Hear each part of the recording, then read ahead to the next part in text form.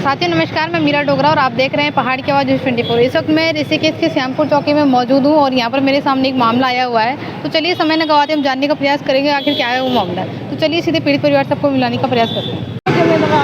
बस मैं यही चाहती हूँ उसको इंसाफ मिले, बस और कुछ नहीं चाहती हूँ। चलिए उनके पिताजी से हम बात करेंगे। मैडम पुलिस प्रशासन से आपको क्या उम्मीद है? आपको पुलिस प्रशासन से हमें यह उम्मीद है कि देखो कानून है, कानून सबकी मदद करता है, लेकिन जिस बंदे ने उसे मारा है, जिस तरह से उसके साथ अत्याचार हुआ है, उसे हमें कानून से सिर्फ न्याय चाहिए। इसलिए हम पुलिस वालों से अंदाज वो करते हैं कि भाई हमारे भाई को न्याय दिलवाओ।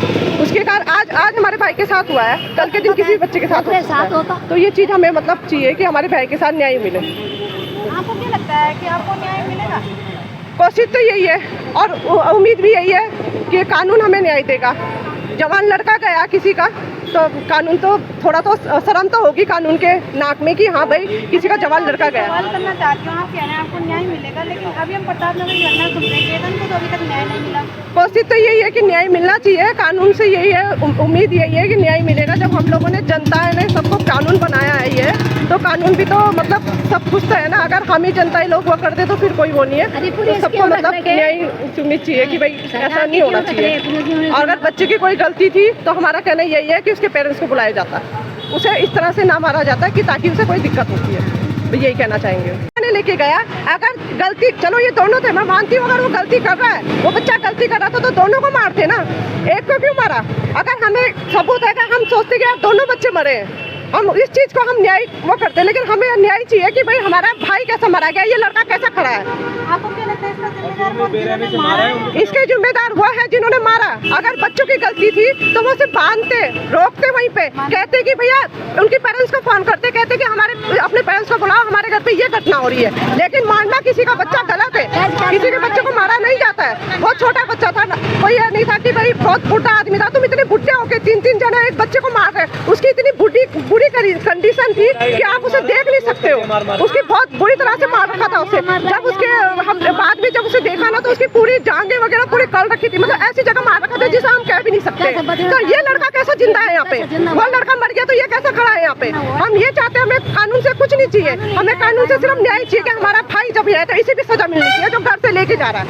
मैं इतनी रिक्वेस्ट कर रही हूँ। लेकिन जिन्होंने मारपीट करी क्या उनको सजा? उन्हें जरूर सजा मिलनी चाहिए।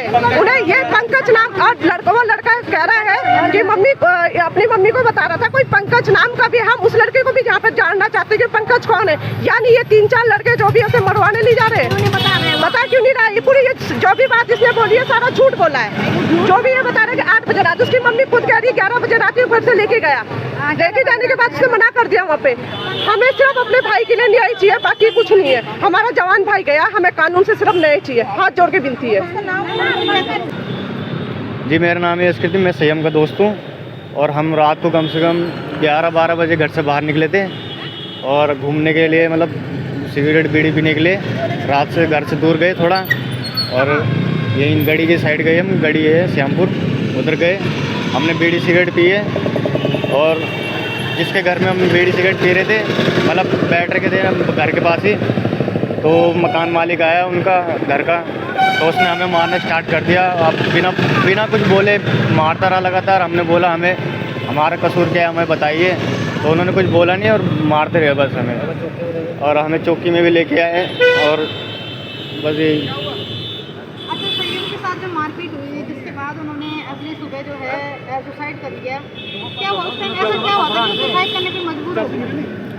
ये डर गया होगा या तो फिर कुछ रहा होगा, मेरे को भी नहीं पता था। तो मैं भी नशे में था, क्योंकि मतलब नशा कर रहे थे जो हम, उसके नशे में था। बाकी तो हमें कुछ पता नहीं उसने क्यों किया ऐसा। तो ये जो जैसे कि जो मकान मालिक है, और कौन-कौन लोग वहाँ पर मौजूद थे जिन्होंने मारा है? कितने लोगों ने मारा? मारा तो हमें एक ही आदमी ने, और पर वो 3 जने थे, उनके शायद बेटे थे, वो कौन थे, पर वो 3 जने थे। बेटों की उम्र लगभग क्या रही होगी? कम से कम एक तो मेरे साइज़ का था, मतलब मेरी उम्र का होगा 20-22 साल का। एक बड़ा था, कम से कम वो 25-26 साल का होगा। इतना साल में उम्र का फ़र्क था उनका, बस।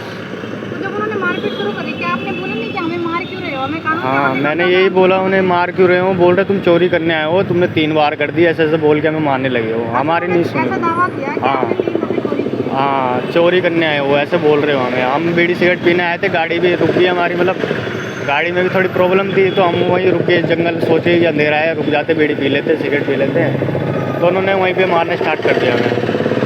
उसके बाद क्या हुआ? उसके बाद कुछ नहीं हुआ, जब देखा कि इन्होंने ज़्यादा मार खा ली तो वो हमें छोड़ के वहीं पे चले गए। स्कूटी भी ले गए उसकी, कौन ले गए? वही मकान मालिक। मकान मालिक को हाँ, ले गए? हाँ। फिर उसके बाद क्या हुआ? फिर उसके बाद हम दोनों घर की तरफ आए, मतलब चौकी में भी आए, रिपोर्ट भी लिखवाई उनके खिलाफ कि हमें मारा गया। लिखवाई? संयम ने भी लिखवाई थी कब अपने। लिखवाई? 22 तारीख को शायद 23 होगा, उस टाइम 12 बजने के बाद 23 हो जाता है ना, तो सुबह के टाइम आए, 3 बजे के करीबन आए थे। अच्छा, जो ये घटना है ये 22 तारीख की है, 22 जनवरी की है। जी जी, 22 जून। तो आपने पुलिस में जो है यहाँ FIR लिखवाई, उसके बाद क्या हुआ? उसके बाद तो सर उन्होंने बोला कि अपने मम्मी पापा को लेके आना तभी कार्रवाई करेंगे। बाकी तो उन्होंने एड्रेस वगैरह नोट किया हमारा, जो हमने बोला कि हमारे साथ ऐसा हुआ है, तो उन्होंने वो नोट करा नहीं करा ये तो पता नहीं, हमारा नंबर भी नोट किया। आप उसके बाद दोबारा चौकी में आए थे? नहीं, चौकी में तो नहीं आए, जब बंदे की डेथ हो गई तब आए हम। उसके बाद आ गए आप? हाँ।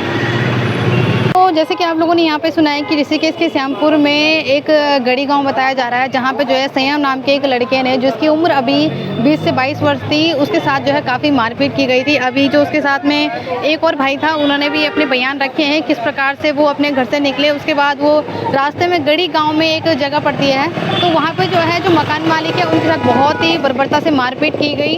और जो संयम नाम का जो लड़का था जिसने आत्महत्या की है, उसके जो है गुप्तांग में भी बहुत बुरी तरीके से मारा है। उनकी जो बॉडी है वो उनकी बहन ने भी अभी साफ साफ बताया कि बॉडी की हालत किस तरीके की थी, काफ़ी बुरी तरीके से उनको घायल कर रखा था, जिसके चलते उन्हें जैसे कि वो साथ वाले लड़के ने बताया है कि वो इसलिए उन्होंने सुसाइड किया होगा कि उन्हें लगा कि अब उनके परिवार को जो इसकी सूचना मिलेगी और फिर कल के दिन फिर कई सारी चीज़ें हैं, तो इस चक्कर से उन्होंने जो है सुसाइड कर लिया। तो अब जानना ये होगा कि पुलिस के पास ये मामला गया हुआ है, तो पुलिस क्या निष्पक्ष जाँच करती है, क्या संयम को न्याय मिलता है, या केतन की तरह इसी प्रकार से इस मामले को लटकाया जाएगा। तो अभी पुलिस प्रशासन से यही उम्मीद करते हैं कि जो संयम नाम का व्यक्ति है उसके परिवार को न्याय दे और संयम को जो है न्याय दे, ताकि जो है इस प्रकार की घटनाओं पर आगे रोक लग सके। अभी के लिए इतना ही। देखते रहिए पहाड़ की आवाज़ न्यूज़ 24 में, आपके साथ मीरा डोगरा। धन्यवाद।